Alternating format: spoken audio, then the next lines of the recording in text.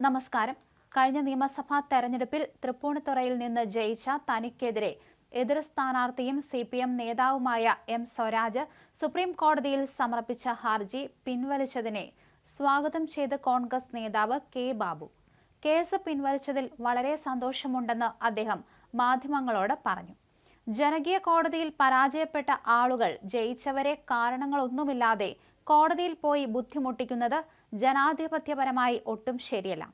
ഒരടിസ്ഥാനവുമില്ലാതെ case കൊടുക്കുക, അതിനുശേഷം supreme കോടതി വരെ പോവുക, പിന്നെ എന്തിനാണ് പിൻവലിച്ചത്? ഇത്തരം കാര്യങ്ങളിൽ കുറച്ചുകൂടി ജനാധിപത്യ ബോധം പ്രകടിപ്പിക്കുന്നത് നല്ലതാണ്. ജയിച്ച ആളുകളെ അംഗീകരിക്കാനുള്ള മാന്യത എല്ലാ ഭാഗത്തും ഉണ്ടാവേണ്ടത് ആവശ്യമാണ്, അദ്ദേഹം പറഞ്ഞു. അയ്യപ്പന്റെ പേരിൽ വോട്ട് പിടിച്ചു എന്നായിരുന്നു ആരോപണം. അത് അടിസ്ഥാനരഹിതമാണെന്ന് തെളിഞ്ഞു. ശബരിമല അയ്യപ്പനിൽ എനിക്ക് വിശ്വാസമുണ്ട്. ഞാൻ പല പ്രാവശ്യം മലയ്ക്ക് പോയിട്ടുണ്ട്. പക്ഷെ അതിന്റെ പേരിൽ വോട്ട് പിടിച്ചിട്ടില്ല. ജനങ്ങൾ വോട്ട് ചെയ്ത് ജയിച്ചു, അത്രയുള്ളൂ, ബാബു പറഞ്ഞു.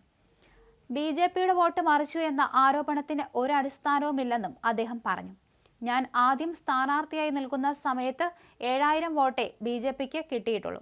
2016 അവർ നില മെച്ചപ്പെടുത്തി. അന്ന് BJPക്കാരല്ലാത്തവർ അവർക്ക് വോട്ട് ചെയ്ത് കാണും. കഴിഞ്ഞ തവണ ഒരുപാട് ആളുകൾ എനിക്ക് വോട്ട് ചെയ്തിട്ടുണ്ട്.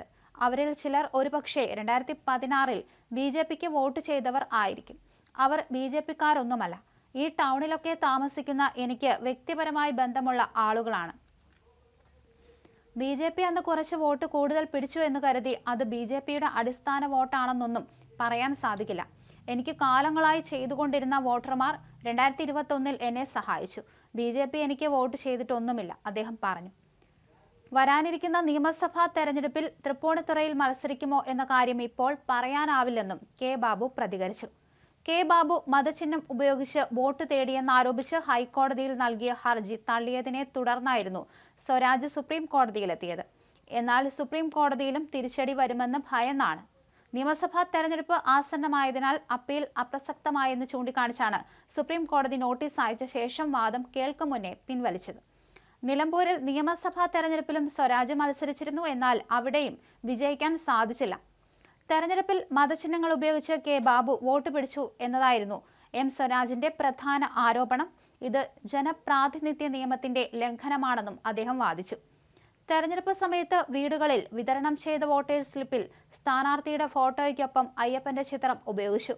K. ബാബു തോറ്റാൽ അത് അയ്യപ്പൻ തോൽക്കുന്നതിന് തുല്യമാണെന്ന് കാണിച്ച് മണ്ഡലത്തിൽ പ്രചരണം നടത്തി എന്നെല്ലാം അദ്ദേഹം ഹർജിയിൽ ആരോപിച്ചിരുന്നു.